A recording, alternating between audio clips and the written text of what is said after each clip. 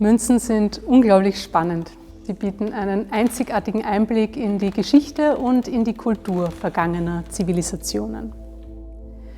Es sind die Geschichten, die sie erzählen, die Münzen so besonders machen. Sei es durch ihre Prägung, durch das verwendete Material oder durch die darauf abgebildeten Symbole und Personen. Münzen sind im wahrsten Sinne des Wortes Imageträger. Sie sind staatliche, landesfürstliche Produkte. Ihre Produktion unterlag dem Herrscher oder der Herrscherin eines Landes und die abgebildeten Porträts zeigen uns, wie diese Personen dargestellt und gesehen werden wollten und welche Botschaften diese offiziellen Staatsporträts der eigenen, aber auch der ausländischen Bevölkerung kommunizieren sollten.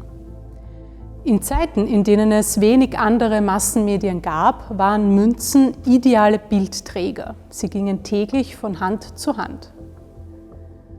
Über 600.000 Objekte befinden sich im Münzkabinett des Kunsthistorischen Museums. Ich habe heute nicht das seltenste, wertvollste oder das größte Stück unserer Sammlung ausgesucht, aber eine Münze, die aus vielerlei Hinsicht ganz besonders ist.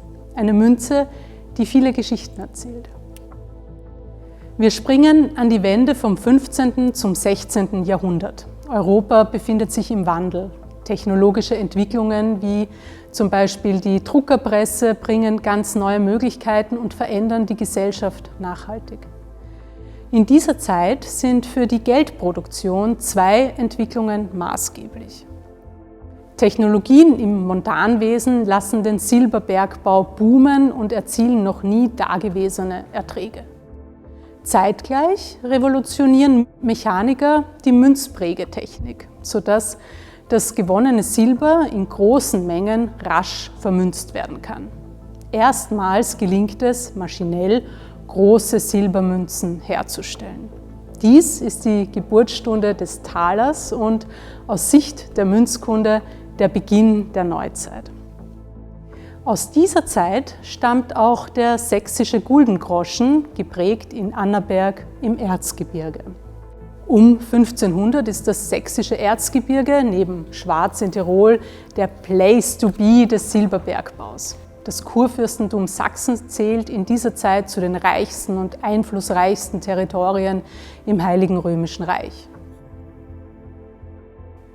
Die drei Männer, die auf der Münze abgebildet sind, teilen sich die Regentschaft über dieses Gebiet. Auf der Vorderseite befindet sich das Porträt des ranghöchsten Familienmitglieds Friedrich der Weise. Er war Kurfürst von Sachsen. Und die zwei Männer auf der Rückseite waren Cousins, Herzöge, Georg und ihm vis-à-vis Johann, der Bruder des Kurfürsten.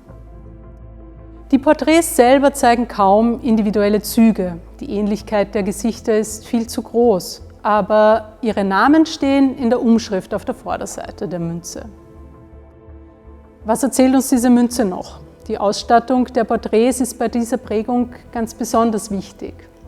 Warum? Auf dem Münzporträt trägt Friedrich den Kurhut, die traditionelle Kopfbedeckung der Kurfürsten. Er besteht aus einer flachen, purpurfarbenen Mütze und einer breiten Umrandung aus Hermelin. Die beiden Herzöge, Johann und Georg, auf der Rückseite tragen hingegen einfachere Mützen mit hochgeklappten Krempen. Eben diese Kopfbedeckung ist es, die dem sächsischen Guldengroschen später den unverwechselbaren Namen gab. Er ist heute als Klappmützentaler bekannt. Der Klappmützentaler zählt zu den bekanntesten Münzen der Neuzeit. Das Münzbild trägt aber noch eine tiefere Botschaft in sich. Um die eigentliche Bedeutung dieses Münzbildes zu verstehen, blicken wir ein paar Jahre zurück. Die Väter der Dargestellten, die Brüder Kurfürst Ernst und Herzog Albrecht aus dem Adelsgeschlecht Wettin, teilen im Jahr 1485 das große sächsische Herrschaftsgebiet untereinander auf. Trotz der Teilung gibt es aber weiterhin gemeinsame Besitzungen und Zuständigkeiten. Eine Generation später, also unter ihren Söhnen, ist es daher umso wichtiger, den Zusammenhalt dieser beiden dynastischen Linien zu demonstrieren. Familienzusammenhalt und politische Stabilität. Diese beiden Botschaften soll das Münzbild vermitteln. Der eigenen Bevölkerung, aber auch den umliegenden Territorien. Die beiden Cousins stehen einander auf Augenhöhe gegenüber. 25 Jahre lang, von 1500 bis 1525, wurde dieser Münztyp geprägt. Aus dieser Zeit sind über 300 Varianten bekannt. Hochrechnungen ergeben, dass diese Münzsorte in millionenfacher Auflage geprägt werden musste. Die unglaubliche Masse an Münzen zeigt, um es mit moderner Marketingsprache zu sagen, Reichweite und Medienwert dieses Münzbildes waren enorm. Die sächsischen Herrscher haben es also damit geschafft, ihre Botschaft bis heute zu erhalten.